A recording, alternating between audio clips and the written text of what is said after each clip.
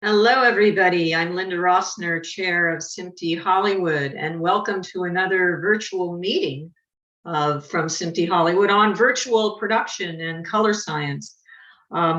Thank you to our panelists. I'll have Greg Ciaccio, the co-producer with Brian Gaffney, introduce everybody. And I just want to say that it's wonderful to have all of you. Thank you all. And Greg, take it away. Very good. Very good.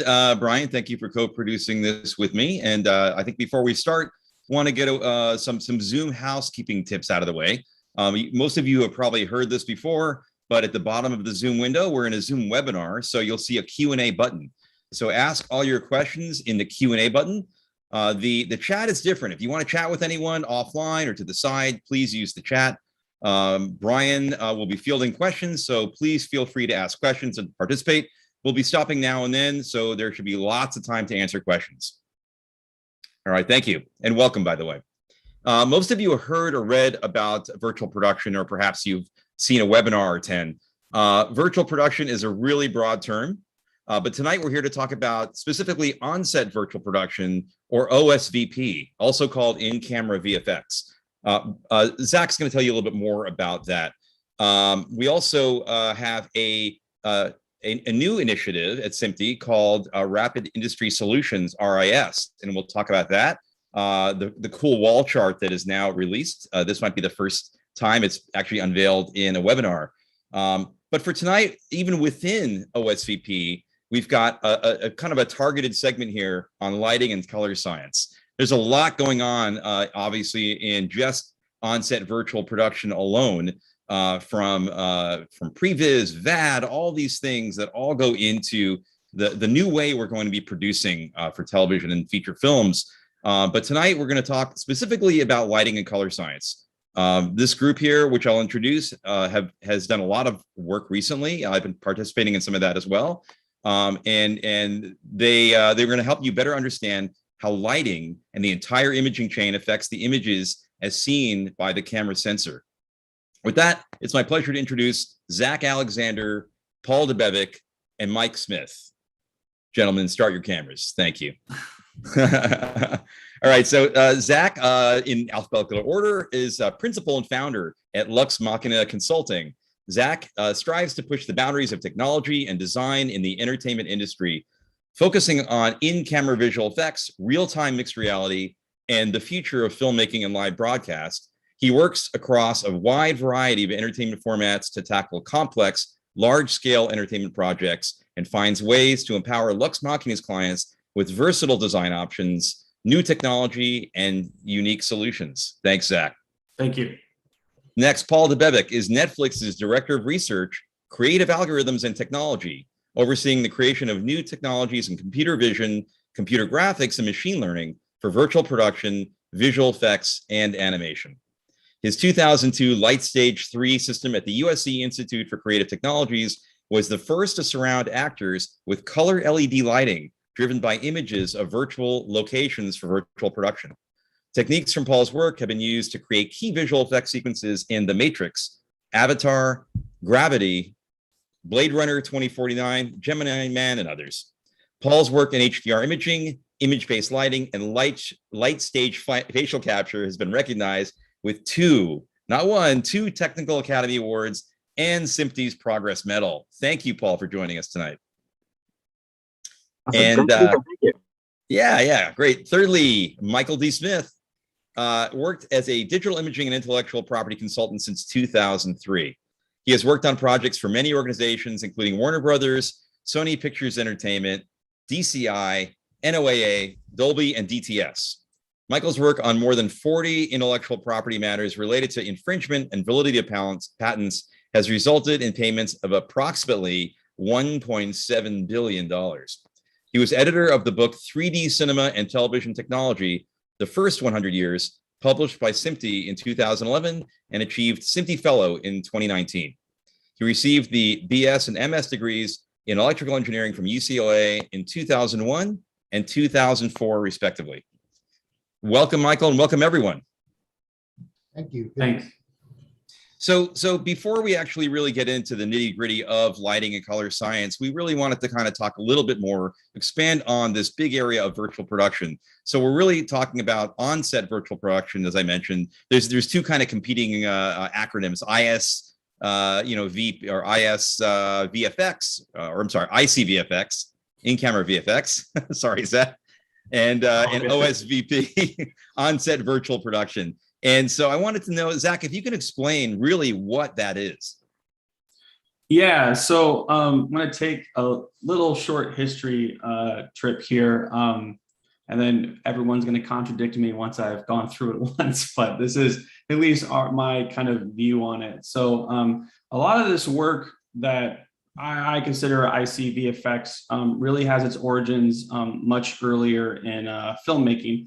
And I would even go like, I'm sure there's earlier examples of this, but like if you go to some of these classic old process shots from like Wizard of Oz, where the birds were like they're driving in a car with clearly projection behind them, or that whole tornado scene is on a set with a projection screen in the background, but it's really just using rear screen projection to kind of extend the world out into sort of the background. And I think from Lux Machina's point of view, we entered this sort of field from that sort of kind of very theatrical point of view, where we're trying to make it like we're doing a magic trick and we're doing a stage magic trick, which I think finds its origins in this sort of type of work. So like for us, one of the first big projects that we did was Oblivion, which is really, we were combining our in-camera VFX, sort of thoughts with the broadcast standards that we had kind of adopted doing the large scale broadcast shows we do, because we, do a bunch of screens playback on things like the Oscars or like the Emmys and, you name the multicam award show at some year, I've probably been on it working at some point.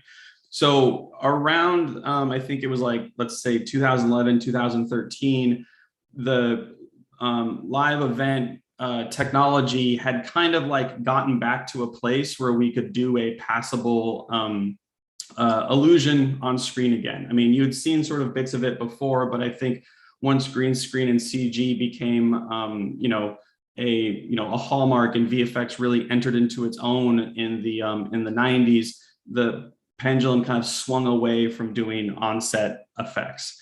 But I think what's interesting, and I know Paul will get into this on his sort of chunk, but like around this time with Light Stage, I think Paul was, and teams like his were starting, or his specifically was revisiting how you kind of do that lighting and make it an accurate representation of a virtual world, versus I think the work that we were doing on things like Oblivion was trying to make it look quote unquote right, just based on, again, more of sort of a, tweaking it using like stage controls and then leaning into the live performance technology so we can do this like at scale, right? Because I mean, we're doing 100-foot projection screens rather than, smaller, more controlled and arguably more accurate volumes at the time.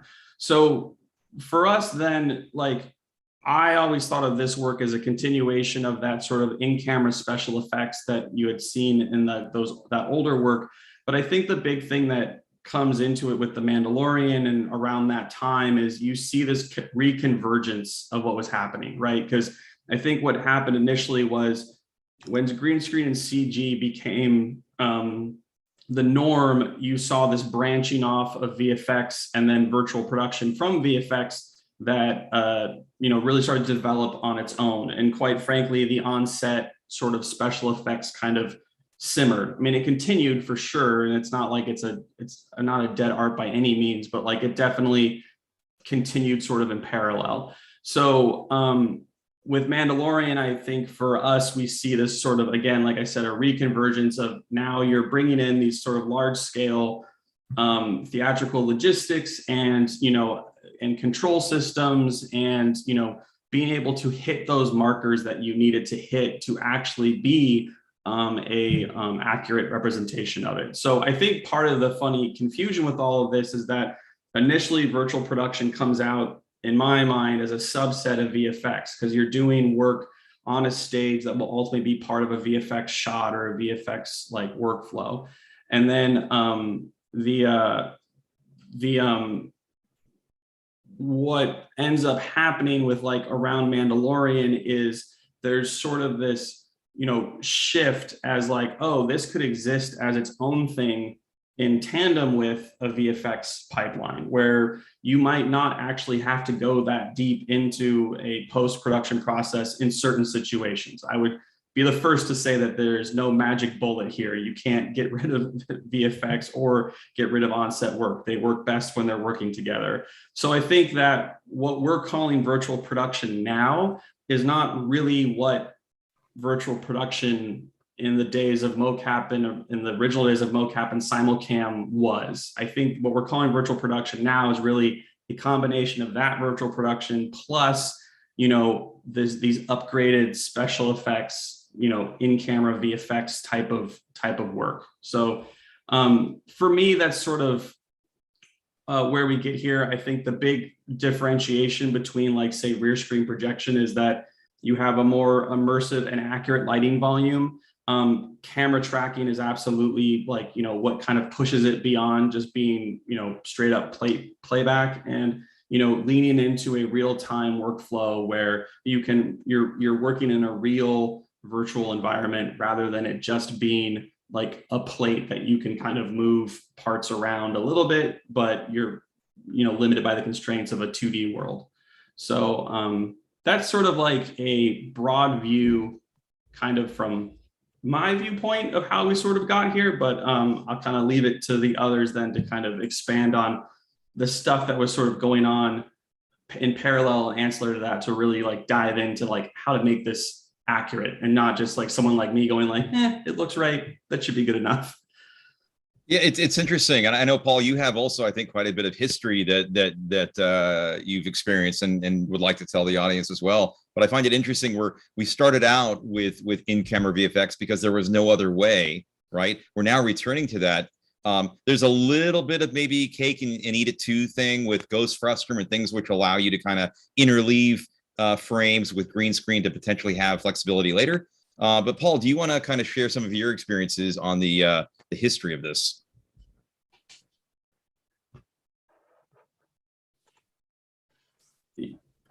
You're muted, Paul. Sorry.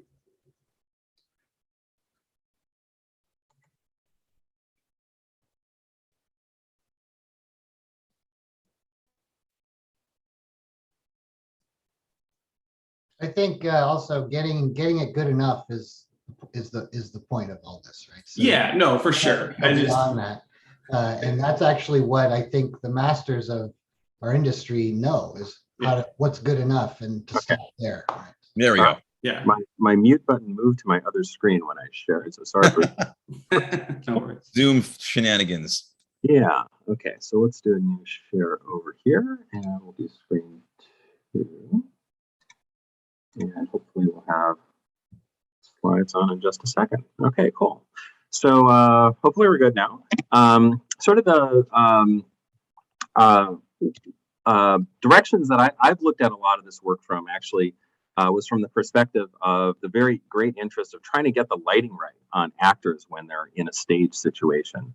And that was motivated by and the work I had done at Berkeley in the late 90s on image-based lighting, where I'd been shooting HDRI maps, kind of these high dynamic range panoramic images.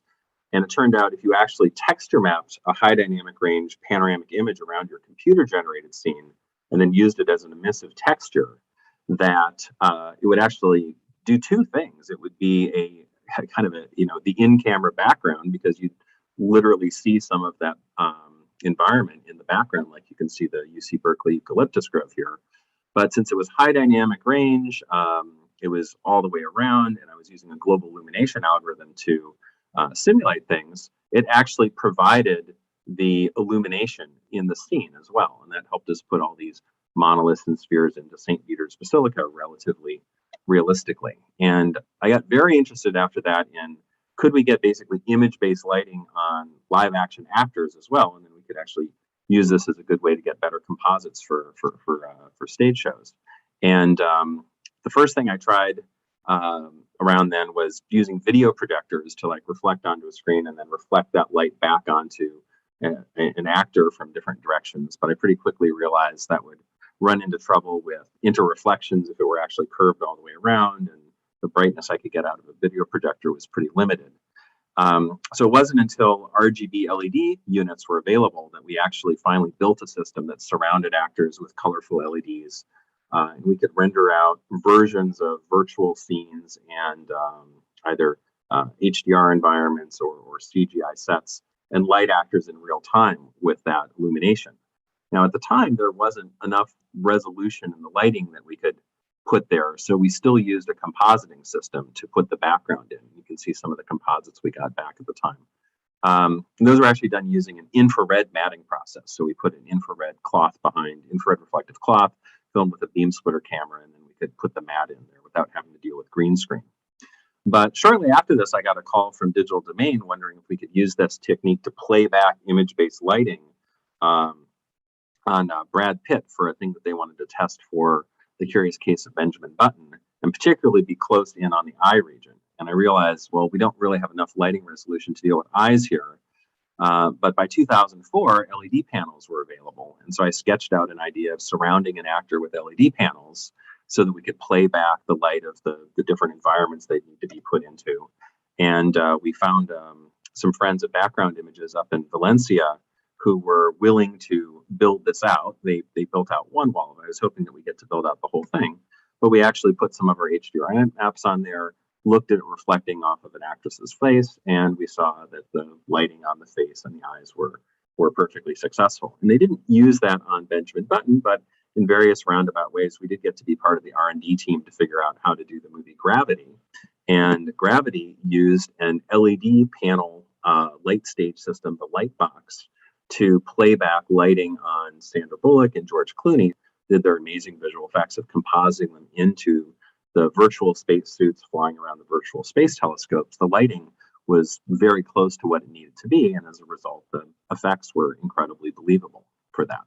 And nowadays, surrounding actors with LED panels has become a quite common practice. Here's an example from from Netflix that's been put together in Studio Babelsberg. It's a huge LED panel stage surrounding the actors, maybe 270 degrees around. There's LED panels on the top to get the lighting coming from there.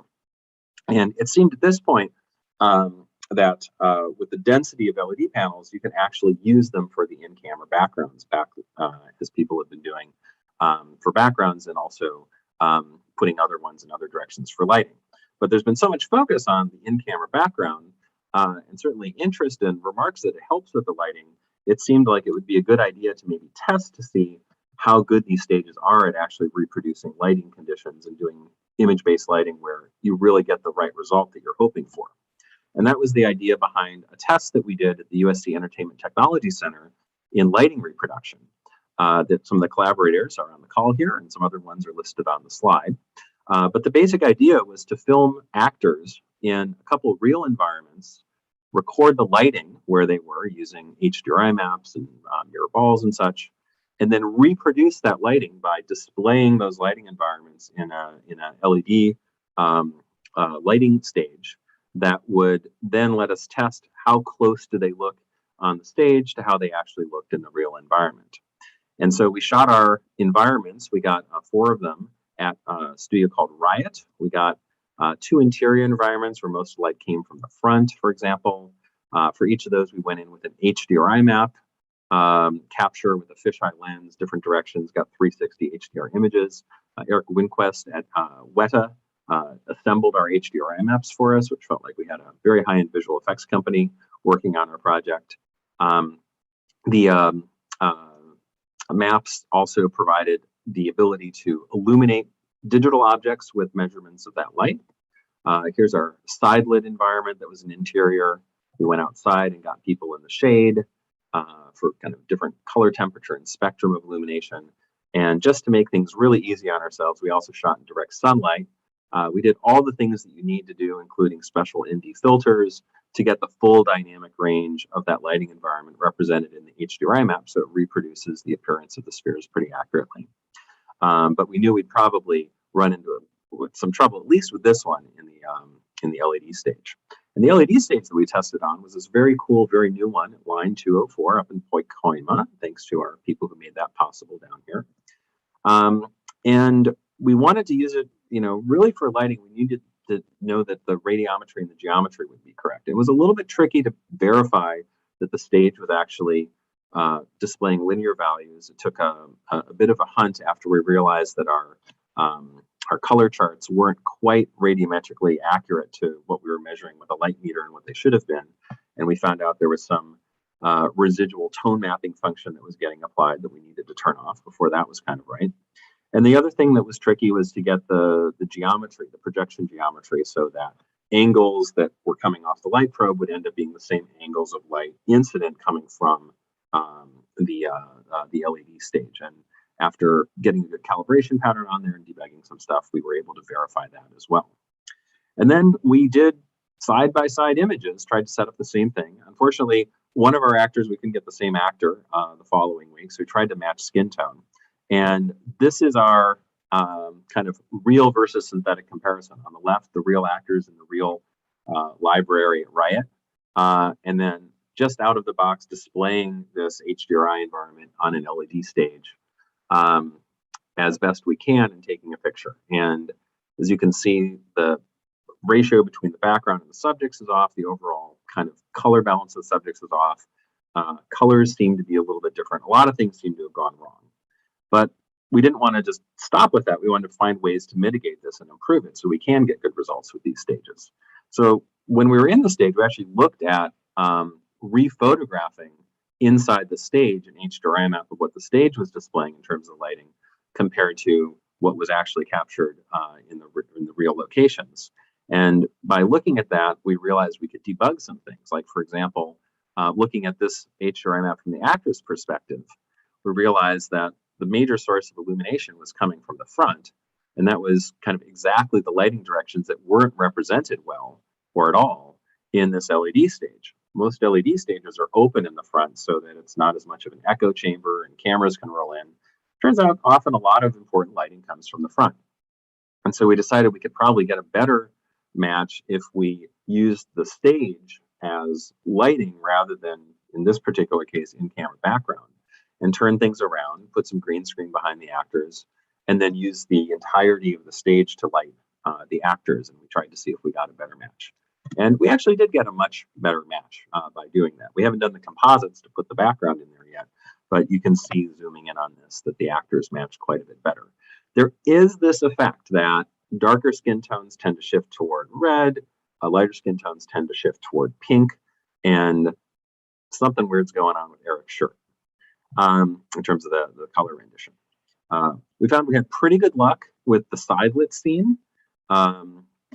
Looking at it closely, we thought key to fill was a bit off, that some of the interior lights, the specular highlight wasn't quite as bright as it should be relative to the other lighting that you can see over here. So again, we looked at that, the HDRI maps of what the stage was actually producing versus the lighting that we intended to put in. And here, the lighting directions were represented pretty well, but it turns out there was clipping. If you stop both of these images down, the original HDRI map shows the full range of illumination that was there, including the light streaming through the windows from the sky, whereas all that was clipped in the LED stage. And not surprising, the lighting would be off. So what we decided to do here is that there was about 4 more stops of light that you could see in the sky and on the LED lighting that was part of the environment, the practical LED lighting.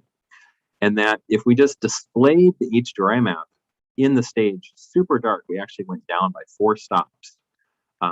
We're pushing contrast ratios a little bit here. The panels are doing their best to do the dark tones. The in-camera background would probably be compromised at this point, but now we basically got the full range of light without clipping. And the result was that the lighting reproduction improved considerably.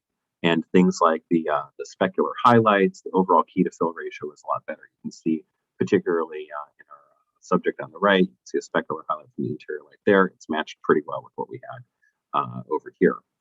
But again, color rendition is off, skin tones are off, the costume is off. Let's go outside. This one worked pretty darn well out of the box. Basically, the dynamic range of a cloudy scene can be represented pretty well in an HDRI map. In the way that we showed it in there wasn't any clipping. And as a result, these matched quite well, other than still this color rendition issue of skin tones and clothing that we've got. And then finally, for the sunlit scene, we knew this was probably going to be a problem because there's no way an LED panel can go bright enough to be the sun. And so if we just put that clipped HDRI map on our scene, with no surprise, the illumination in the LED stage didn't look like it was sunlit. The reflection in the mirror ball looks pretty good and pretty similar to what you have here, but the reflection on the gray ball, very diffuse, versus here you see like the sharp sun shadow. The faces look totally different as well too. And so we wanted to improve on that. One of the things that we had suggested back in the SIGGRAPH 2002 paper, if we ever did build a big LED stage system that wanted to get the lighting right, is we probably need a special case light source to simulate the sun. And very fortunately, Tim Kang, one of the big collaborators on this project from Quasar Science, brought in an excellent 1x1 light source, which we then cast in the role of the sun. And we placed it just in the way of where the sun should be relative to the subjects. And Tim measured the key fill ratio, had measured the key fill ratio in the real scene. We set the light so that it basically matched that key to fill ratio. And lo and behold, we got a much improved version of the lighting reproduction in the stage. And in fact, actually what I would call quite a close match between the illumination that we saw out there in the real world and the light that was reproduced on stage using that special case sunlight. And another magical thing happened, which is that all of a sudden the skin tones matched a lot better. And the shirt, the colorful shirt, matched a lot better too, all of a sudden. That was one of our biggest problems. Like in the shade scene, skin tones were off, and we had this reddish shift, pinkish shift. And then the shirt, particularly the orange spots on the shirt, just basically go reddish in this version. And so what's going on? Well, what's going on is that when we simulate the sun, we simulate it with a broad spectrum light source. It's an LED that uses phosphors to try to fill in a lot of the spectrum. But the lighting that we're using in the LED stage is made out of red and green and blue LEDs. This is actually the spectrum that we measured back of the light stage in 2002, which uses essentially the same spectra. And we already realized that there was this color shift problem. The spectral similarity index, which measures how well a given spectrum can match daylight or tungsten light that we're used to, and it's pretty broad spectrum, is actually very poor for solid state, for RGB LED panels. It's actually 29 out of 100 for the SSI. And this is a problem, particularly for things like reflectance of human skin, because if you essentially are lighting with red and green and blue, it essentially shifts the response function of your carefully crafted camera sensors, that now your camera sensors are basically just sensing these as like it's red response, it's green response, and it's blue response. It's not exactly true. It's basically what happens. And interesting things that happen in skin spectrum that happen between green and red just don't get recorded because we're not generating any light there. We're just querying things right here deep in the red spectrum where the skin is reflecting a lot of light. And that's why lighting with red RGB LEDs gives people kind of this pinkish reddish cast compared to proper broad spectrum LEDs. Hey, Paul, real quick. Yeah. Just FYI, Tim is in the house, and if there's any questions that come up where we'd like him to address them, we can just quickly pop him on. That would be fantastic. Awesome. Tim is the expert on this stuff here. The orange shirt patch, also, I took a spectral measurement. Turns out it has a very similar spectrum to human skin with this big drop off between red. And then by the time the green samples, it's quite low. And so that's why under RGB lighting, it looks basically like a red sample, whereas under broad spectrum that actually queries all this reflectance you see up here, it's going to look orange. And that's not a color shift that you'd like. We were trying to figure out how to address this in our work after the first light stage work. And in 2003, we started building LED light sources made of multiple spectral channels. So this is a red, green, blue plus turquoise, amber. We had to put gels on top of white LEDs to get some of the spectra. There's an orange LED. So we made a 9-channel light source, and we showed that if you do decent math for how to drive your 9 channels to simulate different kinds of spectra like daylight or tungsten or fluorescent, you can get quite a close match. Whereas if you do it naively with an RGB light source, it can look basically terrible. And by the time it was time to work with Chloe Legendre in our USC lab to do her PhD thesis, we had built a multispectral light stage where we were surrounding actors with at least 6 channels of illumination. Red, green, blue, this is amber, cyan, broad spectrum white. And by shooting color charts when we were out in our environment, in addition to the HDRI maps, we found a way, pretty simple math, to drive all 6 channels of illumination so that it reproduced natural lighting condition pretty naturally. So on the left, these are 2 subjects who are lit by real lighting of the real world, broad spectrum illumination. We captured the lighting, we reproduced in the light stage. We got a good mat for them to composite them in the background. And it looks very close for how they looked standing in the light stage on the right to how they looked in the environment. This is with absolutely no manual color correction, straight out of the algorithm. We'd love to have that kind of capability on larger LED stages. For example, we built one in 2017 for sous vide visual effects in China that's all made out of these multispectral lights. And they've used that on a few hundred episodes of television and several Chinese motion pictures to get the lighting right on actors that they want to virtually insert in the scenes.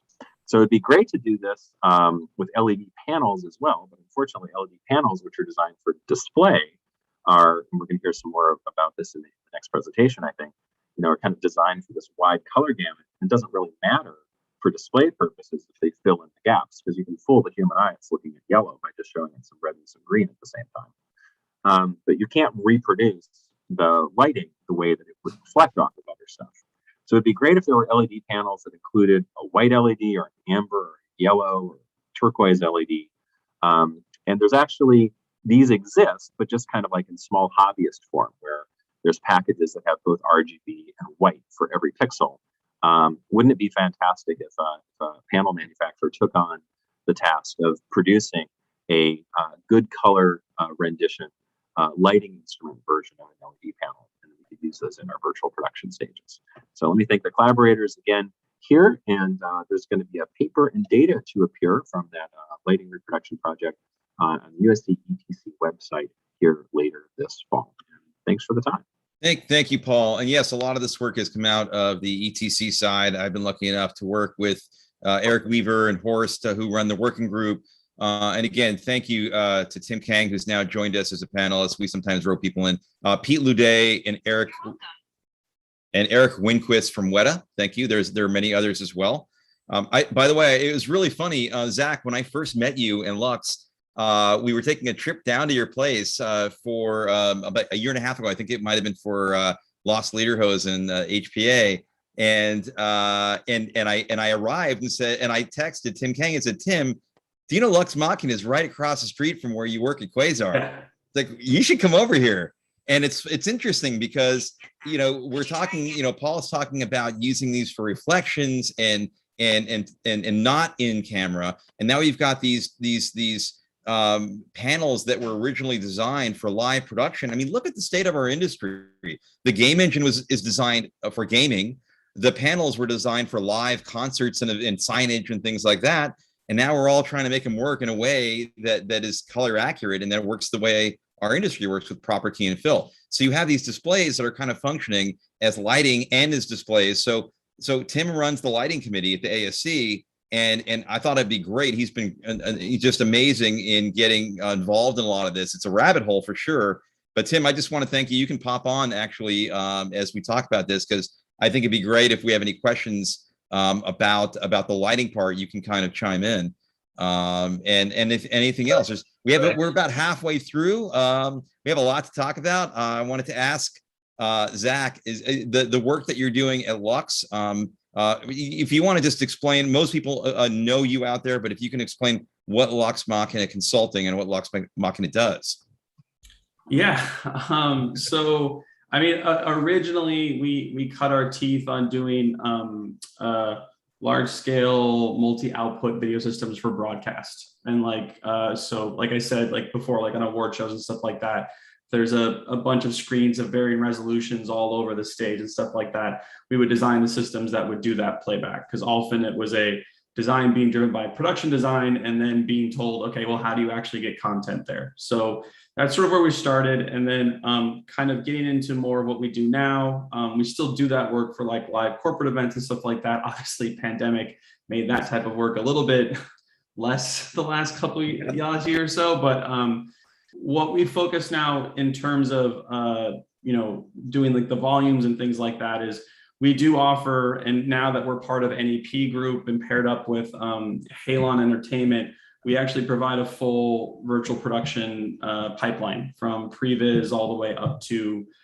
post. And like Halon does some like post-viz stuff, but like from Lux's point of view, we really want to stop after production. Like I think our big advocacy here is that there's all these sort of different ways to do it. We don't want to create a black box. We want to be able to kind of do all input and then output that everyone can sort of understand. And so with that, like the current tools that we're using are, LED walls, various camera tracking systems, and like the Unreal Engine currently is like they have the fidelity, they have a huge focus into virtual production tool sets and things like that. So we're doing a lot of work with that. So you would come to us if you had a production, or we're starting to build our own facilities that you could actually roll into and, basically provide those on-set services. And quite frankly, taking the work that like Paul and Michael have done and like being able to go back to people like them and say, yes, we actually did the thing you wanted us to do. And here's the data that like proves it, or here's where it specifically dropped off. And this is where it has to be addressed in post and things like that. So we kind of just are one of the groups of people who have just been hitting our head at the actual practical use of this for many years. And so it's a lot of just operational stuff. Yeah. And you were mentioning also that Lux, it was actually in the Q&A, building these stages, leveraging multiple shows for studios, because obviously, we've got tech that's not cheap, it's expensive, and it's evolving rapidly. So it's funny, it kind of dovetails into a lot of the other part of virtual production, which you could call remote production, which is working on a production before you're actually on a stage. It ties in perfectly, because with the expensive stage time, you're going to want to simulate or work in a virtual environment as much as possible. And that's really the kind of the larger side of virtual production.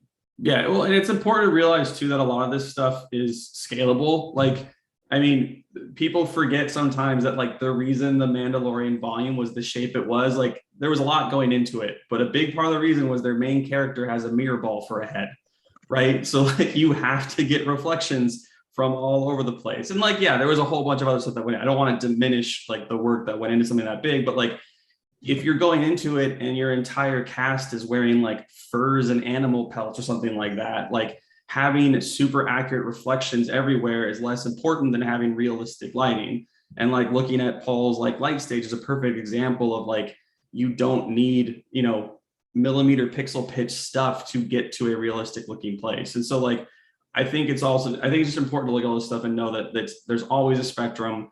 You don't have to be locked into the thing that costs, hundreds of thousands or millions of dollars to do. It's really trying to use these learnings and use these types of workflows to just kind of be able to ultimately capture more on set rather than, shooting a whole day and going like, well, I hope that'll look good in 3 months. Because that's like exactly. Yeah, and there's the different approaches, right? Paul basically designed a solution for a particular problem versus just building a volume and saying, okay, there it is, let's use it somehow. Yeah. Exactly. People like, you've got Stargate, who basically, in Sam Nicholson's company, it's bespoke, it's for the job. So if you're shooting out of a window in a car and you just a 75-inch 8K display will do it, then great, let's use that. It's different tools. Brian, is this a good time to stop for some questions, or there's a couple of questions coming up around calibration and color and calibration of the walls that I think might be addressed by Michael. But before we move on, Paul, there was a question during your testing, from Benjamin Buttons to where you got with the skin tone matching. Did you do any testing with makeup along the way? Was there a hair and makeup process that went along with that? And did you see how the makeup's affected? And with all this new lighting, is there a new technique that needs to be thought of in the makeup for the reflectivity, and can that help? Yeah, that's a great question. And I believe in our 2016 test with multispectral lighting reproduction, both of the subjects were wearing makeup, just like the normal makeup you might wear during the day, and it worked fine for that. I think generally speaking, makeup will lessen the spectral dip from where the hemoglobin starts absorbing the shorter wavelengths. Kind of guessing. I haven't looked at the spectral plots here. So putting makeup on people might make things look easier. Yeah, a little bit of cinema history or television history in the black and white TV days, skin tones, looked a bit odd, even in the black and white projection on the TV. And special makeups were developed to make people look good on black and white television. I believe Max Factor was one of those. This is my friend X-Ray Halprin, who is a former visual effects person, telling me about this. So it's also entirely possible that someone could develop a makeup that makes skin tones look good in LED volumes, even without the rest of the spectrum being generated for that, and that could be a helpful way to go forward. The problem that we're dealing with, even in all the color science that gets the in-camera background to look perfect, exactly like the pixel values in the Unreal Engine projected on the panels look like exactly the pixel values in the camera that you want, will also be the wrong lighting to get skin tones to look right.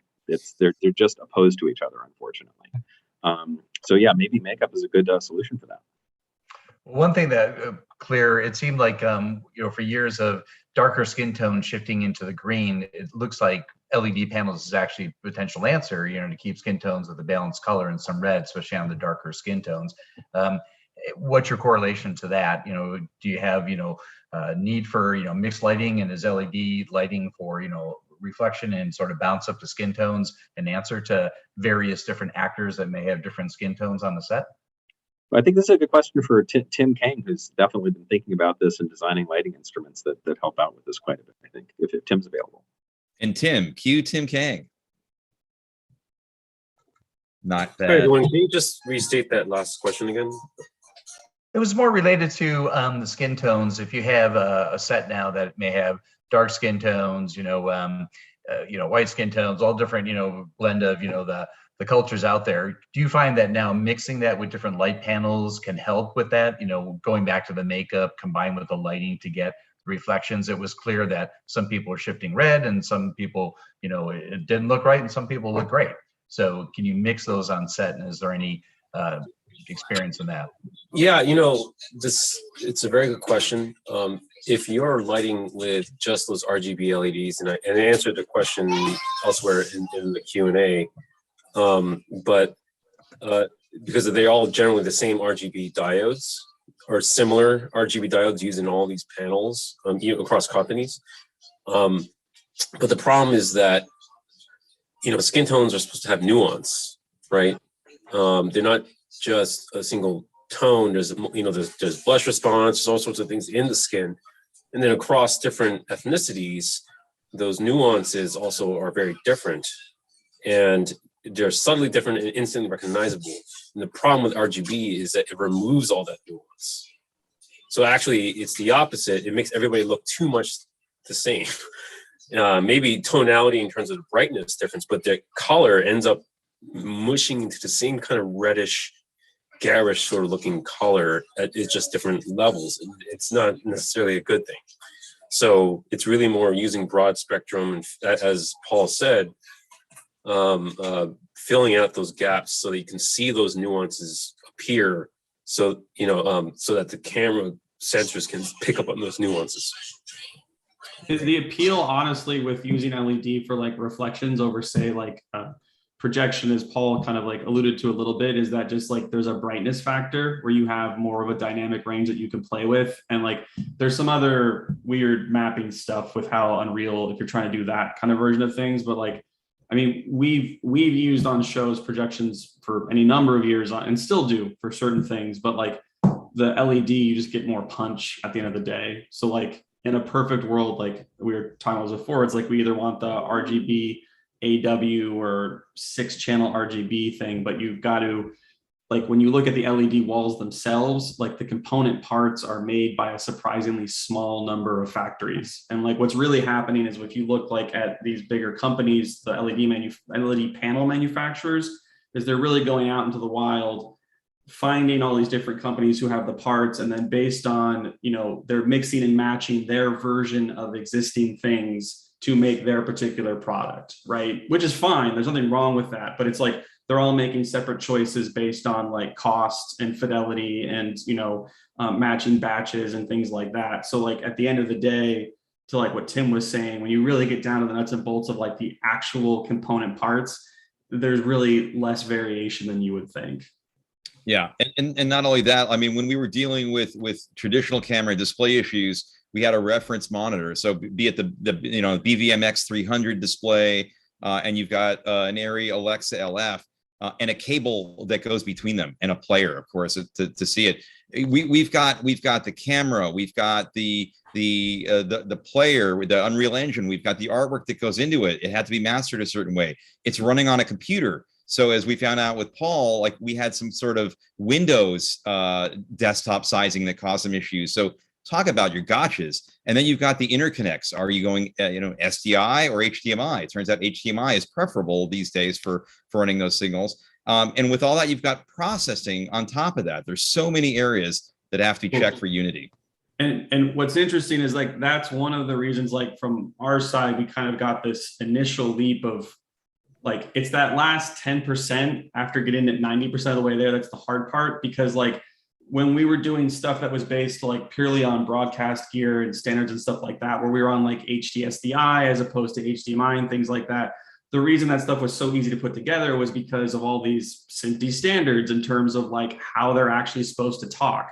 And it created a baseline for all of these different hardware manufacturers to make things that just hit these specific specs. And the problem is we're now trying to do that with a set of hardware that, like, I mean, you look at like gaming cards and stuff like that and watch videos on YouTube. If they have like a frame rate meter, they're like, oh, I hit 120 frames for a couple seconds. Like there's no film set in the world where you're like, oh, I hit 24 frames for a few seconds. And then it like went all over the place. Like your DP would go insane. So it's just, you're mashing together things that were never fundamentally designed to do any of this. Exactly. But like, it's definitely changing very quickly. So it's very exciting. Yeah. And Michael, it's yeah, I think the point is it's close enough, it's good enough, right? Yeah. So that's really an important thing to keep in mind with all this.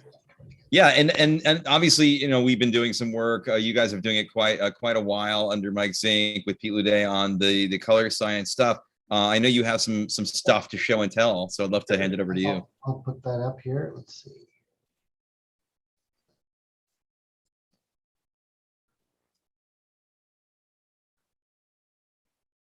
Great stuff in the Q&A, guys, by the way. Thank you, everybody out there, for asking some questions. Got some great items in here.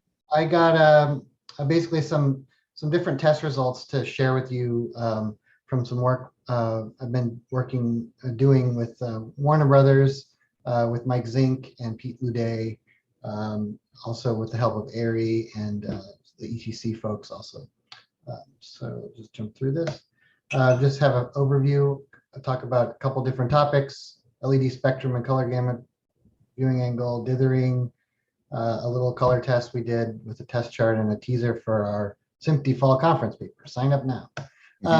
So just stepping back, just way back, in case people haven't had the background to get up to speed on what we're talking about here. If we look at the spectrum of an LED, it's basically there's a peak and there's some bandwidth that falls off and eventually goes to zero. And so if you have a plot like this, this shows the intensity on the y-axis, and the x-axis is the wavelength. And so like politics, you've got red on the right and blue on the left and green in the middle. And so so basically this is just a sample spectrum of a green LED. There's a parameter called the center frequency or the dominant wavelength. In this case, it's 550 nanometers. The LED elements can be parameterized by these. You can get them from the manufacturer in a certain configuration.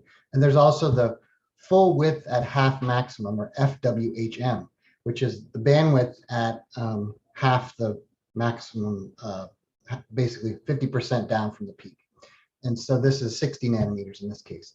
If we make the bandwidth narrower, the full width half maximum shrinks to 20 nanometers, for example. And we can also change the center frequency or dominant wavelength. And these would be basically picking different LEDs from the manufacturers. I have a little quick video that I made that shows a simulator I built actually in a spreadsheet that describes how the bandwidth and center frequency of the red, green, and blue elements affects the achievable color gamut of the display wall. So I'll try to play that here. Of course, didn't check the box. Hold on a second. Oh no, it is checked. Okay. Okay. This shows a spreadsheet simulation of the effect of dominant wavelength and spectral bandwidth on achievable reproducible color gamut. On the left side, the spectral output of the red, green, and blue LEDs are shown in addition to the sensitivity of the XYZ color matching functions. On the right side, a XY chromaticity plot is shown with visible locus, Rec 2020, P3, and Rec 709 color gamuts in orange, blue, red, and black lines, respectively. The achievable color gamut that corresponds to red, green, and blue LED spectral output is shown by the green dotted triangle on the right graph. In this example, we are starting with the parameters of a commonly used LED wall with dominant wavelengths of 470, 520, and 622 with corresponding full height half maximum bandwidths of 20, 35, and 18 nanometers. It has a large achievable color gamut, but it doesn't completely overlap any of the common video color gamuts. If I change the spectral bandwidth of the green LED to be more narrow by lowering the full height half maximum parameter from 35 nanometers to 15 nanometers, you can see the achievable color gamut increases and the green primary gets more saturated, moving away from D65 white point and closer to the visible locus boundary. If I increase the spectral bandwidth to make it broader spectrum by increasing the full height half maximum value to 50 nanometers, the achievable color gamut shrinks such that Rec 709, the black triangle on the right, has less overlap with the achievable color gamut with these dominant wavelengths and wider LED spectral bandwidths. If I change the dominant wavelength to other frequencies, for example, 462 nanometers, 545 nanometers, 625 nanometers, the achievable color gamut includes all of the Rec 709 gamut and most of P3. To get the whole P3 gamut, I can change green to 538 and red to 635. This simulation should help explain the concepts of dominant wavelength and spectral bandwidth and their impact on achievable color gamut. Okay. Very cool, Mike. All right. So hopefully that gives you some intuition there on how that works. And so this is the other side of it. So this plot shows the different spectrums of LED walls that we measured showing D65 white versus the daylight spectrum from, the reference spectrum from the SSI metric calculator. And you can see how the peaky spectrum does not look like the broad spectrum of the white LED. And so there's a trade-off, the wider the gamut, the narrower the three primary spectrums are going to be, but the worse they become for lighting, which is what Paul and Tim and Zach have mentioned. So anyway, this is just an engineering trade-off that's being made, and I think the walls we're using now were not made for lighting. They were made for displaying images on the side of the 4 or 5 freeway or something like that. So That's where this is coming from, and the quality is getting better and all this stuff. But that's really what. Anyway, they're not made for lighting, and hopefully someday soon they will be, and we'll be able to use them. So another another piece of information that's interesting to study is the viewing angle performance of the LED walls.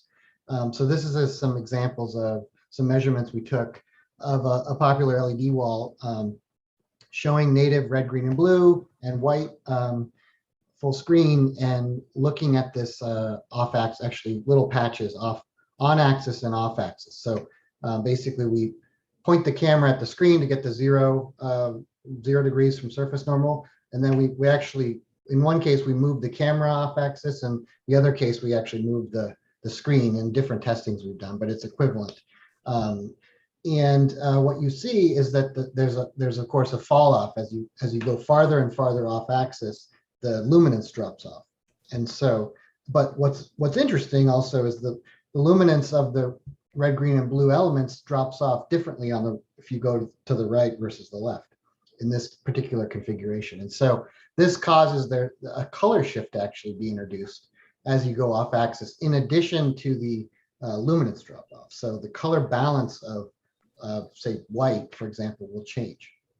And so the plot on the right is a chromaticity plot, Y and X chromaticity, and it shows how the chromaticity changes as I moved, as we moved through the measurements from plus 60 degrees, plus 45, 30, 0, and then going the opposite direction in negative degrees.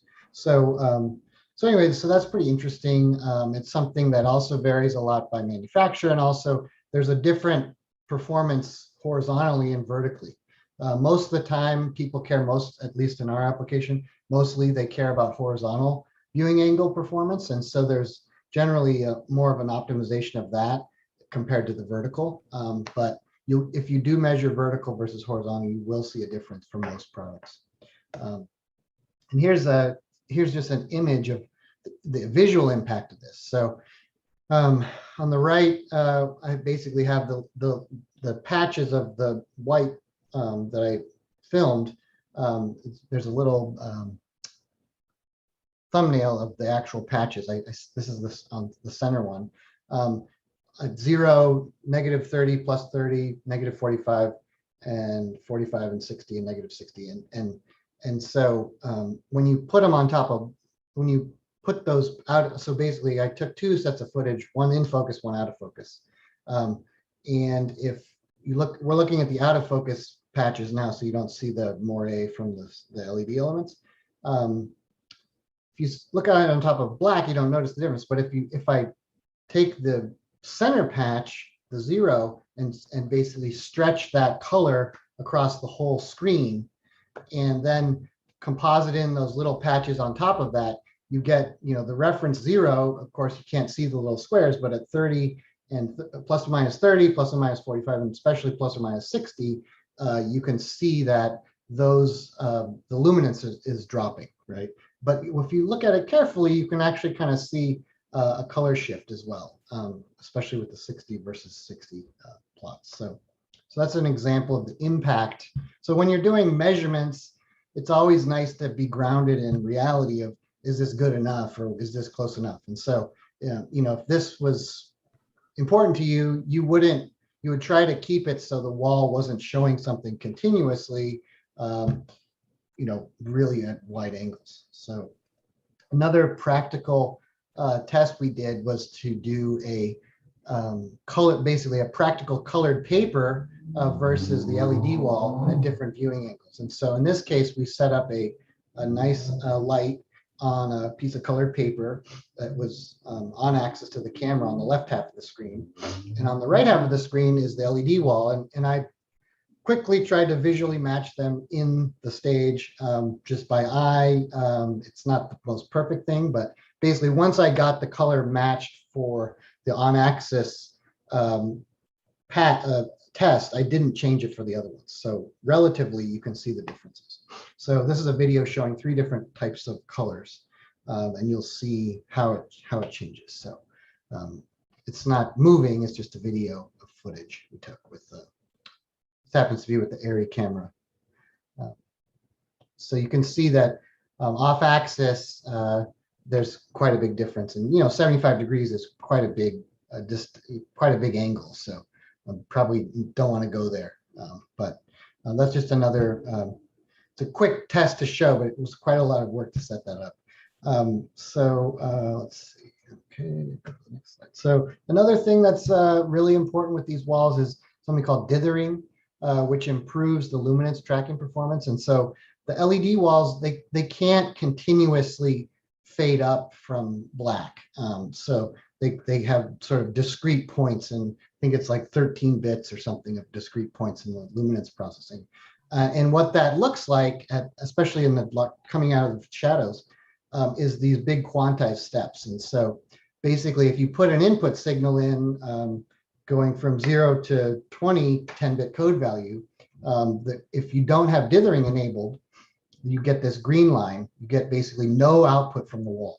And then when you go at code value 23 or whatever, it finally jumps up. And then it's the same luminance value, even for different increasing code values, and then it jumps up. And it's very discontinuous, and it leads to what's called banding artifacts that you probably are familiar with. So dithering basically trades spatial resolution for luminance fidelity resolution, and is especially helpful down here. And so when we turn that on, which is implemented in this processor, you can see the orange line matches almost perfectly the reference EOTF curve, which is really good for making good picture quality, especially because in general with display technology, like when we're watching displays, not with filming them, the shadow coming out of the shadows and coming out of the black is a really important part of image quality. And so anyway, it's still relevant here. And so I have an example here. So this is a picture. This is filming a static image in the background on the LED wall with Mr. Zink in the foreground being lit, and maybe a little bit too much for a night scene, but we're just amateurs here. So anyway, so we're just doing this test. So what you can see is with dithering on, you can see much more shadow detail here than with dithering off. And so that's consistent with the measurements. It makes sense, but here we have a sort of an actual demonstration of the value. So that's another important thing. It turns out that dithering, basically the type of noise you use for dithering really can improve the results. And so the really good dither algorithms that are implemented use what's called blue noise, which is a special type of noise that doesn't have low frequencies. But it goes back to I think it was invented in the 80s. So it's kind of cool to see that being applied today.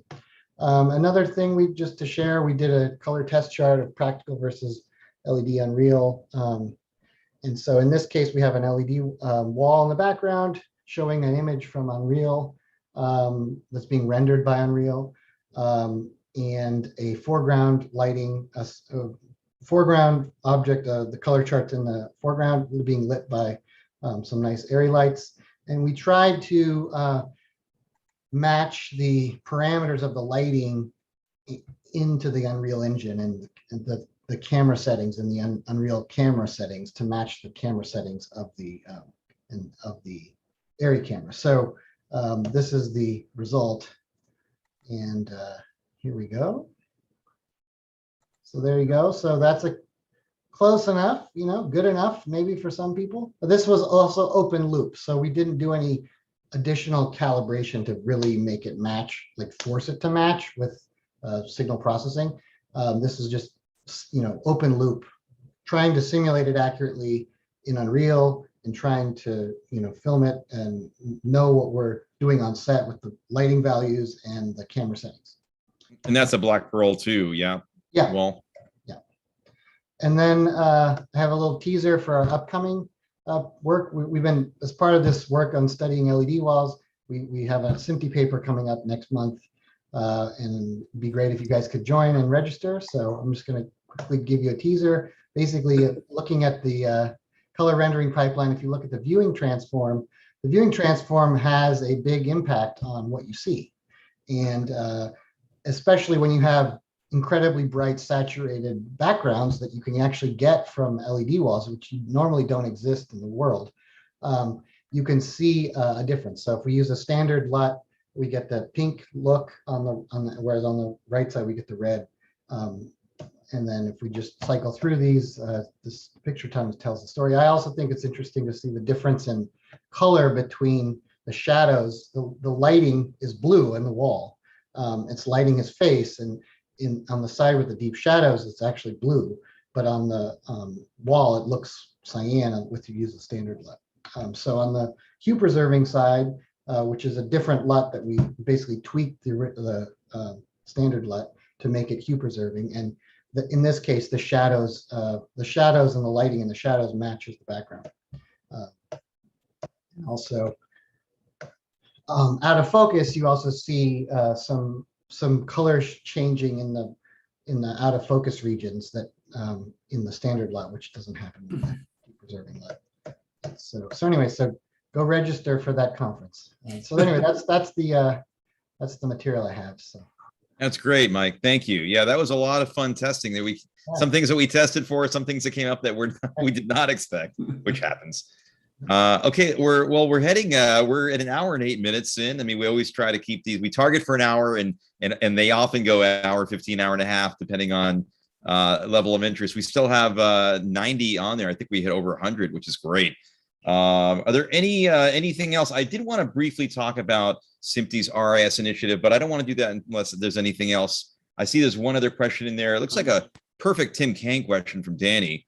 And then I guess Jim just posted one. Brian, do we want to go through these? I had one comment to make too. Zach, the chat. Just yeah. Oh no, I'm just gonna say like there's talk about like possible 16-bit chips and LEDs and stuff like that. I think the thing that's just really important to put out there is that like your whole chain has to be able to do it. And like the truth is that a lot of the LED walls can actually do much higher bit depths than like just from a mechanical point of view than the processors or the graphics cards that are feeding them. And so like this is another huge problem for us is like, you are limited by certain things in HDMI 2.0 and things like that. And it's just, it's always, it's just a rabbit hole every time you look at one thing. Like the ultimate answer here is that there would be some magical manufacturer who is making both the camera, the wall, the processor, and the graphics card. And none of them would have like frame buffers, and they would all just be like one giant machine that you would just like, point and use. But like, yeah. So just be wary of anyone who's like, oh yeah, this one part, it totally solves the question. Yeah. It's like, no, man, it's got to fit into everything else. Totally. I have some more nuance to that as well. And I said that in the chat, sure. But I'll just bring it up here is that, when they're talking about, let's say 16-bit, it's not necessarily available to you as the person sending information. It's 16-bit driving the digital to analog conversion. So there's always going to be an attrition of data, first of all, so that eventually after thermal calibrations, color shift calibrations, and just general linearization calibrations, all these sort of things, it steps down the amount of values you actually have available to you to use to drive the actual LEDs. So that's one thing. And the other problem that I've encountered a lot is that there's sometimes a trade-off with these driver chips. They'll say it's 16-bit, but in order to go 16-bit, they have to reduce their PMW rates. So you might try to enable it, but it'll end up increasing flicker and be unusable on camera. Yep. So then you would then have to all of a sudden go down to 12-bit. And then all of a sudden now you're seeing lots more banding because with attrition of values, then you only actually have an 8-bit display, or maybe even less. Free ever. So yeah, there's nothing. You have to be very, very, very wary of these sort of specs when you're looking at these panels, because you have to really like kind of do your homework to really see like what actual effective data you're actually able to send to the wall. So that's a really, really, really critical thing to question. So, yeah, great point, Tim. Paul, you have a point here. Oh, you're muted, Paul. Michael, thanks for the great presentation. And I loved seeing, how you kind of bring up the point that, if you optimize for gamut, you end up producing narrower peaks further apart, which is exactly the opposite of what you want to do for color rendition, basically. So we have these two. The perfect primary is a laser with Rec 2020. It's just right. That would be like the not worst. What you want for lighting. Right? That's gonna be the worst for lighting human skin. I was wondering also, from my understanding of how LEDs are actually made, there's like fundamentally like one kind of electronics technology that creates the longer wavelengths, and there's a different kind of fundamental electronics technology that creates the shorter wavelengths. And of course, then there's the whole stuff that happens with phosphors to make the shorter wavelengths white. But ignoring that, I always thought there was difficulty in producing bright, efficient LEDs in the yellow area, which we jokingly called the Uncanary Valley. And is that still the case at this point? Is that hard if we wanted a primary that was right in that yellow right between green and red that would maximize how much additional color rendition we could put in if we got a fourth color channel? Can anybody even make that? Yeah, it already exists. Yeah. The bigger issue really is more green diode, because the green diode is great for, as Michael mentioned, the overlap for the CMF, the CIE 1930 CMF, right? But the green diode generally lives on the crossover point between the blue and green channels in most digital cameras. So that causes all sorts of, that's the source of so many woes and problems that everybody always sees and talks about. So if you can get that green diode to shift over, if that could be invented or created or implemented, then yeah, that's a big thing. Because then you can use, there's a cyan diode too.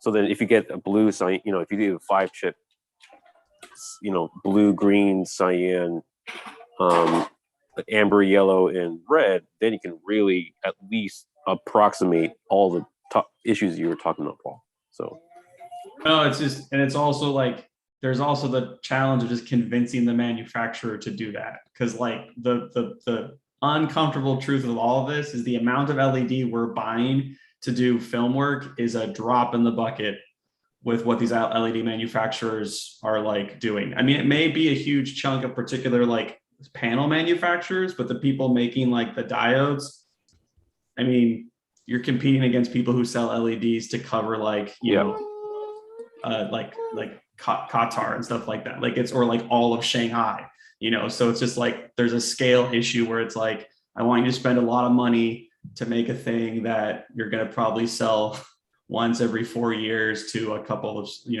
some number of stages. I mean, hopefully with more adoption, there's more of an impetus to do it, but that's largely what we're fighting. Would we pay more for it? Yeah. I don't know. yeah. I mean, the other real practical issues too on the engineering side, which would be of great interest to Smpte folks, is it's an exponentially harder thing. It's not linear. Just because you add an extra channel doesn't mean it's just another thing you have to calibrate for. All of a sudden, it's just like, you're talking about if you have a 3D LUT, all of a sudden you need to have a 4D LUT, and then you have to have, or then you have 5 primaries, then you have to have a 5D LUT. That's 5 by 5 by 5 by 5 by, that's 5 to the 5th power, so the complexity to every single time you add a channel is exponential. So it's really hard on many different levels to suddenly add an extra channel. So that's the other reason why that there's a lot of resistance to it. It's not because they don't want to, it's because they don't know how to, or it's just, there's also hard. Yeah. You could come in with still RGB and you could output cyan and yellow values too, right? So it could be 3 in, 5 out. Yeah. Right. Yeah. So there's just so many things that make it difficult, because anything you do to an LED reservation in terms of regular world experience, like. Yeah. Well, that's what I'm talking about, is just from the manufacturer standpoint, which I have a lot of pain dealing with, being a manufacturer rather, is that when you're trying to calibrate for these things, it's really hard, because if you do anything, even if you dim in any method of dimming, you get a spectral change. So even all the matrices that we're used to using, you know, they all assume linearity. So you now have to have a 4D LUT or whatever multidimensional LUT just to maintain linearity so that all the transforms, everything that we're used to using would work. But the actual foundation, the mathematical foundation doesn't work if the system shifts colors. If you change them, it doesn't just maintain its color. So that's big complexity. And that's why a lot of people, these panel manufacturers, have hard. That's another layer, I'm saying, of the difficulty of adding another primary, even one extra. So when Linda, I was going to say, when Linda comes on, she's our Mark Shubin. It means that the hook is coming. I'm afraid so. Yeah, no, I get that. But one thing I can tell is that there needs to be a second event where we talk about this. There's a lot of, you know, I agree. There has to be a part 2. And by the way, Tim, it was wonderful to have you come on impromptu. And I hope your children are having a wonderful time. It's the greatest. Because we hear I'm trying my best. No, hey, listen, let me tell you something. God forbid my dog starts barking. So same here.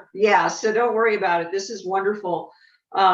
I don't know if anybody wants to still hang on and have Rafik keep it going with some Q&A, but we should bring it to a close just because of fatigue and people want to go about and have dinner. We have some people here. I think, Tony, I may be pronouncing your name incorrectly. Is it Nagai or Nai or Guy? He's here from Hong Kong. So Hong Kong. It's really amazing. And I saw Doug Walker's on from San Francisco, and the people that have been asking the questions, James Blevins, DeQuan, really, again, this community is a great community, and it's wonderful to have all of you involved and to hear all of your expertise and your questions. So we are going to have to close it. Greg, do you want to make any allowances for any of these further questions, or what would you like to do? We don't have time, but certainly I can see there's a huge level of interest, and like I said, typically in our evolution of our business, 1 or 2 things max change. We have like 9 things changing all at one time. We haven't even got into anything like previs and remote production, but clearly there's a lot of work to be done here. ETC has a group, and in addition to these shorts that we make every year, there are different virtual working groups. One of them is on virtual production.